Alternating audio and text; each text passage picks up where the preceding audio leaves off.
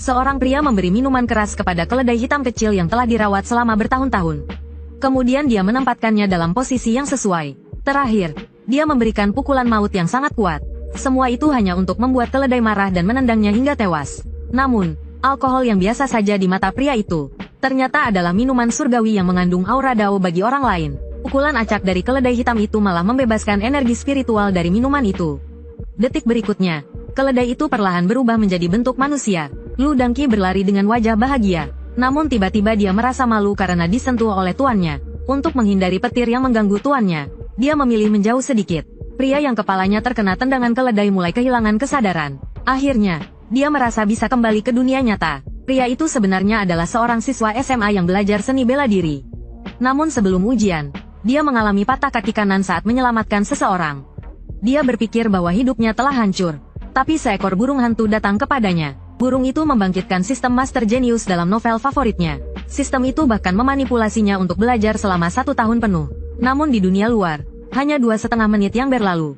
Tanpa berpikir panjang, pria itu menandatangani kontrak 500 tahun, yang sebenarnya hanya setara dengan 8 jam di dunia luar. Namun segera, dia menyesal, karena hanya dalam 750 tahun, dia telah menguasai semua keterampilan. Namun satu-satunya cara untuk meninggalkan dunia merah itu adalah mati. Tapi dia tidak bisa bunuh diri. Selama 50 tahun berikutnya, dia hanya ditemani seekor keledai dan sekumpulan anak ayam. Jadi pria itu memutuskan untuk memanfaatkan keledai kecil hitam itu. Sementara itu, di pinggiran wilayah kabut merah, seorang lelaki tua membawa 2 murid perempuan berusia 16 tahun mendekat. Dari lelaki tua itu, diketahui bahwa itu adalah makam dewa iblis kuno Mitian. Setelah ribuan tahun berlalu, kabut merah itu semakin menipis. Seorang murid perempuan berbaju hitam bertanya penasaran, apakah suatu hari kabut merah ini akan sepenuhnya menghilang? Murid perempuan berbaju hijau di sampingnya juga penasaran. Jika menghilang, apa yang akan terjadi? Li Gila segera dengan serius mengangkat pedangnya. Pedang panjang di pinggangnya langsung melayang. Lalu dengan santai dia mulai mengukir di tanah. Kabut merah Mitian. Kuburan dewa tertutup. Dewa iblis kuno akan lahir kembali. Murid perempuan Yao Buhui tampak cemas saat membaca ukiran itu. Apakah ini berarti ketika kabut merah menghilang, dewa iblis akan bangkit kembali? Li Gila mengangguk dengan tegas. Pada saat itu, dunia mungkin akan menjadi lebih kacau. Sementara itu, Lu Dangqi telah mencapai tepi wilayah terlarang. Dia berpikir, petir sebesar apapun seharusnya tidak akan mengganggu tuanku sekarang.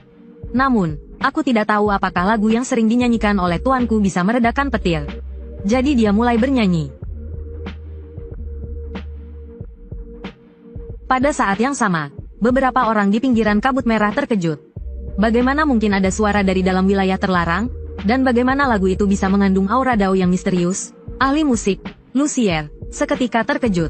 Musik surgawi yang mengandung aura Dao langit dan bumi. Segera dia merasa tubuhnya dipenuhi energi spiritual yang melimpah. Dalam sekejap, dia berada di ambang terobosan. Melihat Lucier mencapai terobosan, 2 orang lainnya sangat senang. Namun, peluang ini terlalu aneh, bukan? Sementara itu, Lu Dangqi yang baru saja berubah menjadi manusia semakin bersemangat bernyanyi. Tanpa disadari, dia bernyanyi sepanjang malam. Namun, ketika dia sadar, petir belum menghantamnya. Dia malah menyadari bahwa kabut merah telah sepenuhnya menghilang. Di luar wilayah terlarang, Lucier juga melihat seorang wanita berbaju merah di sisi lain. Wanita itu melambaikan tangan dengan gembira. "Kakak, apakah itu kamu yang bernyanyi?" Melihat manusia muncul, Lu Dangqi langsung panik dan tertegun. Dia segera berlari kembali dengan kecepatan penuh. Berpikir, aku tidak boleh dibunuh oleh mereka. Sementara itu, Li Gila dan Yao Buhui juga terbangun karena kebisingan. Namun, mereka tiba-tiba melihat Lucier melompat ke pedang terbangnya. Detik berikutnya, dia terbang ke dalam wilayah terlarang. Keduanya pun langsung panik. Mereka berubah menjadi cahaya seperti meteor dan mengejar Lucier. Di dalam wilayah terlarang, di sebuah halaman kecil, Ni Xiaotian masih tidur lelap. Ketika dia membuka mata, dia melihat Lu Dangqi. Sekejap, dia merasa sangat sedih. Kenapa aku masih belum mati juga? Saat itu, Li Gila dan 2 lainnya juga tiba di atas dengan pedang mereka. Melihat seorang pria dan seekor keledai, mereka semua terkejut. Jadi, wanita yang bernyanyi itu adalah keledai iblis? Bagaimana mungkin ada manusia yang hidup di wilayah terlarang ini? Orang ini memiliki aura luar biasa. Apakah dia yang dimaksud dalam ramalan? Ni Xiaotian di sampingnya juga penasaran. Bagaimana orang ini bisa terbang dengan pedang? Apakah ini dunia kultivasi? Sungguh, sistem ini benar-benar menjebakku. Siapa sangka dunia ini sangat luas di luar rumahku. Yang terpenting, ada kultivator di sini. Kalau begitu, aku bisa segera mati dan kembali ke dunia asalku. Dia pun menunjukkan senyum licik. Namun, Li Gila yang melihat Ni Xiaotian berkeringat dingin. Meskipun dia berusaha menyembunyikan kekuatannya, aura luar biasa tetap terasa. Apakah dia benar-benar dewa iblis kuno yang terlahir kembali? Tapi sekarang kekuatanku sudah melemah. Dan aku membawa 2 murid. Kita tidak bisa bertindak gegabah. Namun, pada saat itu, Lu Dangqi muncul dari belakang Ni Xiaotian. Dia mengejek ketiga orang itu dengan gaya arogan. Yao Buhui langsung ingin mencabut pedangnya dan menyerang. Namun, Li Gila segera menghentikannya. Melihat Yao Buhui mencabut pedang, Ni Xiaotian tampak sangat bersemangat. Li Gila lalu memasang senyum ramah. Saya Li Gila, bolehkah saya tahu nama Anda? Para kultivator yang tadi ingin bertarung tiba-tiba menjadi sopan. Namun, bagaimana cara membuat mereka membunuhku? Tampaknya aku harus menahan mereka di sini dulu. Li Gila juga ingin menguji kekuatan sang dewa iblis. Dia segera setuju dengan senyuman. Setelah semua orang duduk di dalam rumah, Ni Xiaotian mengatakan dia akan menyiapkan makanan. Namun, orang-orang di dalam rumah sudah sangat terkejut. Sarangnya iblis ini ternyata penuh dengan energi spiritual. Bahkan lebih kuat dibandingkan tempat-tempat suci lainnya. Lucier mengatakan bahwa berlatih di sini pasti akan sangat efektif. Namun, Li Gila dengan wajah serius mengingatkan agar berhati-hati. Jika dia memelihara keledai iblis, pasti dia bukan orang baik. Di luar pintu, Lu Dangqi mengejek mereka dengan tawa kecil. Detik berikutnya, dia berubah menjadi manusia dan masuk ke dalam ruangan. Tuanku memiliki ilmu Dao yang luar biasa. Bagaimana mungkin manusia biasa seperti kalian bisa memahaminya? Melihat keledai iblis yang begitu sombong, Yao Buhui langsung emosi. Dia mencabut pedangnya dan mengarahkannya ke Lu Dangqi. Namun, di detik berikutnya, dia terkejut. Pedangnya dijepit dengan mudah oleh 2 jari Lu Dangqi. Seorang pendekar pedang kecil seperti kamu berani melawanku? Ketakutan tadi adalah naluri iblis terhadap manusia. Tapi apakah kamu pikir aku tidak bisa mengalahkan 2 gadis kecil seperti kalian? Li Gila segera meminta Yao Buhui untuk menyimpan pedangnya. Lu Dangqi juga tidak lagi mempermasalahkannya. Setelah makan, segera pergi jauh dari sini. Jangan ganggu kehidupan bahagia aku dan tuanku. Kemudian dia berubah kembali menjadi keledai kecil dan pergi, meninggalkan aroma harum di udara. Tidak lama kemudian, Ni Xiaotian sudah menyiapkan makanan. Dia juga membawa minuman keras khusus. Berpikir untuk membuat mereka mabuk. Jika mereka mabuk dan membuat keributan, akan lebih mudah bagi mereka untuk membunuhku. Aroma alkohol yang kaya menyegarkan semangat ketiganya. Makanan di meja itu mengandung aura Dao langit dan bumi. Apakah ini kesempatan lain untuk terobosan? Lucier langsung memakan sepiring mapo tofu dengan lahap. Yao Buhui di sampingnya juga tidak bisa menahan diri untuk mencoba. Li Gila hanya bisa menghela nafas. Apa yang baru saja dia peringatkan sudah dilupakan begitu saja. Namun, setelah dia meminum alkohol itu, dia terkejut. Efek dari minuman ini bahkan lebih kuat dari obat spiritual untuk kultivasi. Bahkan luka dalam lamanya perlahan mulai membaik. Namun, setelah Yao Buhui minum segelas, dia langsung mabuk. Dia terhuyung-huyung berdiri, dan detik berikutnya, dia jatuh ke samping. Ni Xiaotian dengan sigap menangkapnya. Nona Buhui, apakah kamu mabuk? Yao Buhui mencoba mengatakan sesuatu. Namun, dalam sekejap, matanya memancarkan cahaya spiritual. Pedang panjang di pinggangnya keluar dari sarungnya. Ni Xiaotian sangat bersemangat. Apakah dia akan mengamuk karena mabuk begitu cepat? Melihat pedang itu berputar di atas kepalanya, dia berpikir, akhirnya aku bisa mati. Namun, pedang itu hanya mengenai lehernya. Ni Xiaotian malah terlihat sangat bersemangat. Dia berpikir, akhirnya aku bisa mati. Namun saat itu, Lu Dangqi yang melihat dari pintu langsung terkejut. Berani-beraninya dia mengarahkan pedang pada tuanku. Dia langsung melompat dan menendang ke dalam rumah.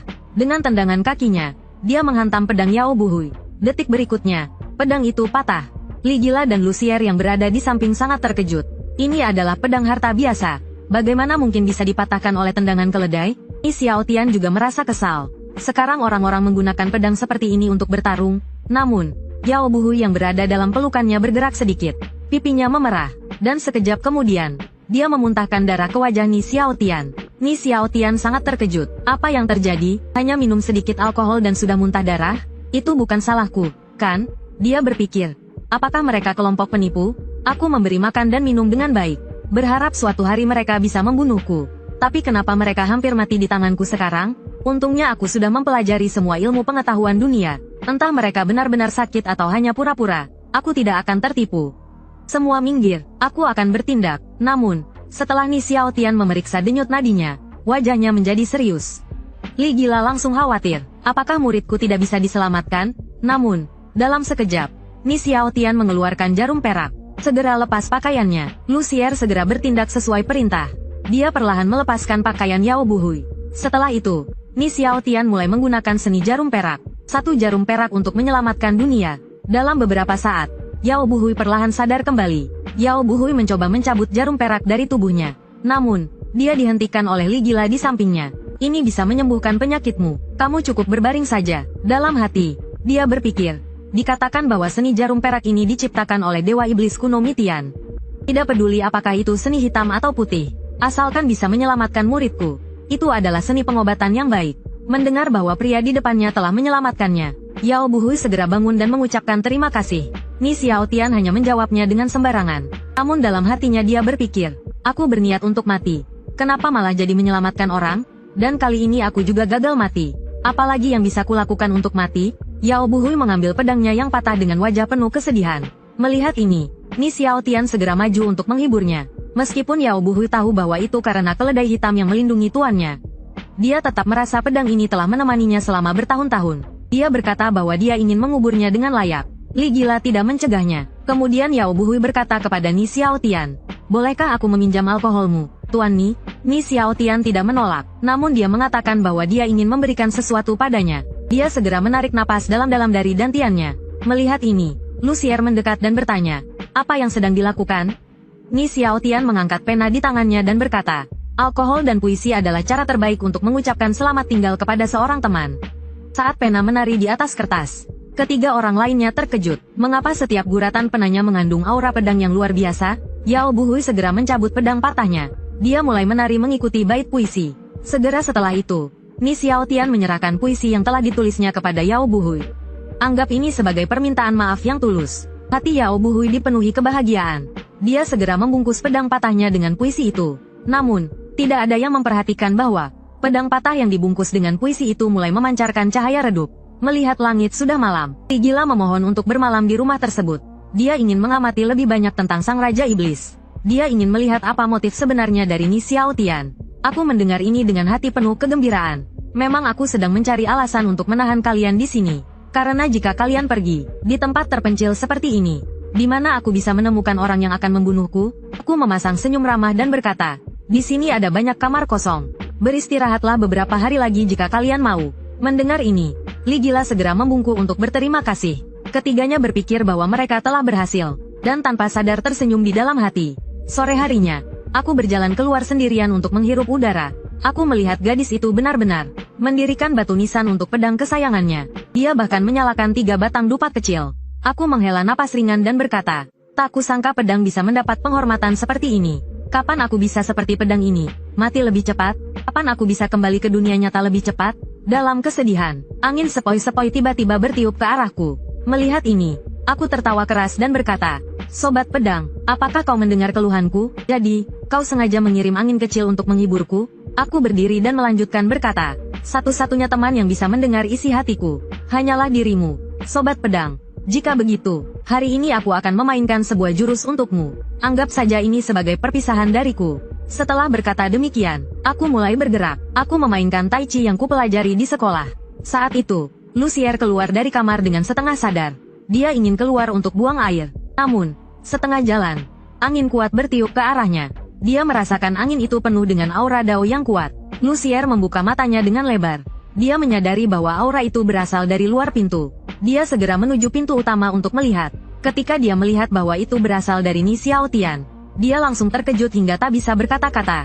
Hanya dengan mengintip sebentar, matanya sudah mulai kabur, karena dia sama sekali tidak mengerti. Tampaknya aku harus bertanya pada kakak senior. Segera dia pergi ke kamar Yao Buhui.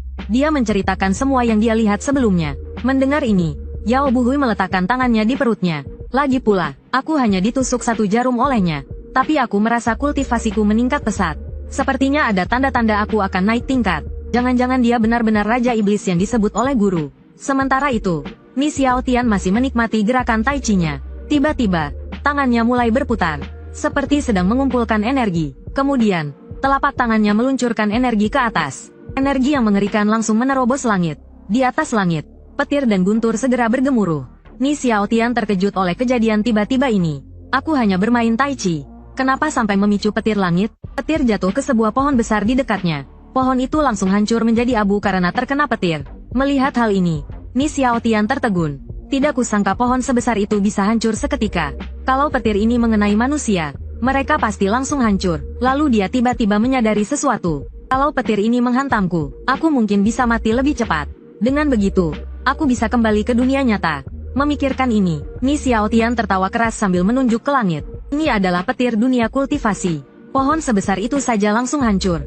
Untuk membunuh orang biasa sepertiku, itu pasti sangat mudah. Sementara itu, di kamar Yao Buhui, melihat Lucier tampak aneh, dia bertanya, "Adik junior, apa yang sedang kau lakukan?"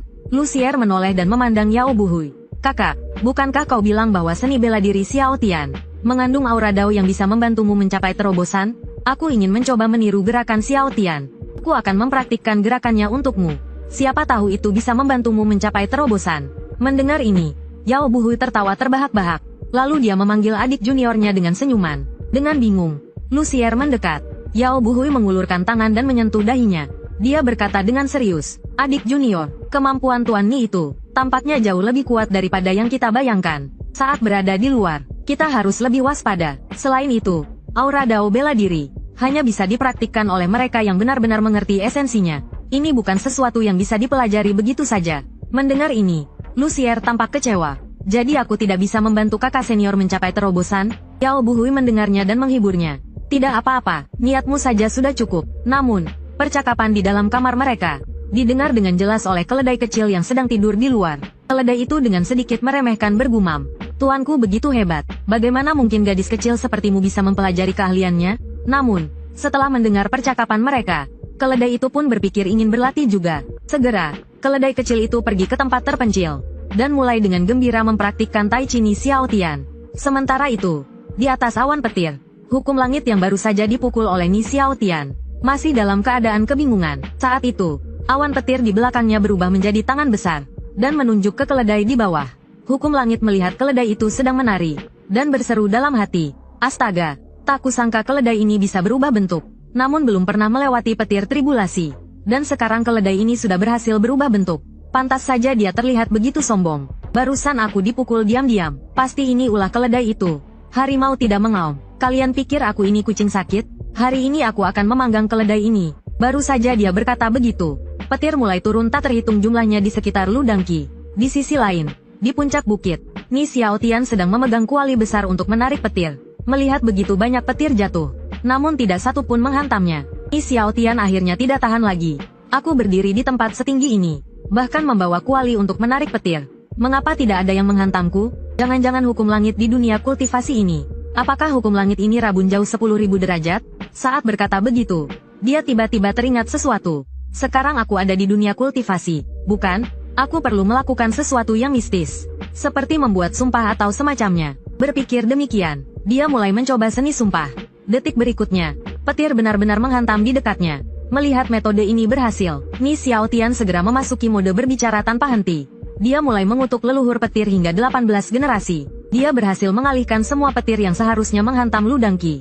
Hukum langit mulai kesal dengan wajah penuh garis hitam. "Apa yang terjadi dengan petir ini?